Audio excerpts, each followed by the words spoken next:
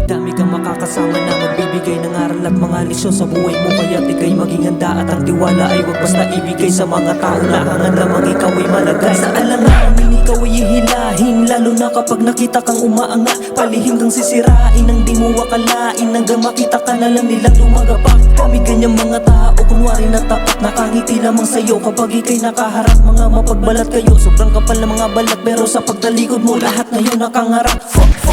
Meron pa dyan na pasikreto, kunwaring concern at magtatanong sa'yo. Aalamin niya ang mga tinatago mong sikreto, pero sa huli ay gagamitin din sa'yo. Lalo na kapag ika'y di na nila kasundo, ituturing kang kalaban ng mga taong ito. At dyan na nila gagamitin ng mga alam sa'yo, pag-uusapan ka na nila ng sikreto at patago.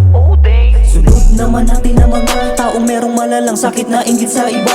Naiinis sila sa kung ano mang meron ka, parang sampal sa kanila dahil nawala sila. Masakit talaga ang realidad na makita ka nila napapaangat na. Kaya dyan pa lang ay dapat mag-iingat ka, gagawin nila lahat para maibaba ka. At syempre hindi ko makakalimutan yung mga tao na madalas ay bida-bida. Hindi yan papatalo at tayo masapawan, gusto nila palagi mas nakaangat sila. Dami din ng mga taong nagbabait-baitan, nakala mo santo kung sila ay umasta, pero merong mga bahong iniingat-ingatan na pag nalaman mo'y nakakagulat talaga.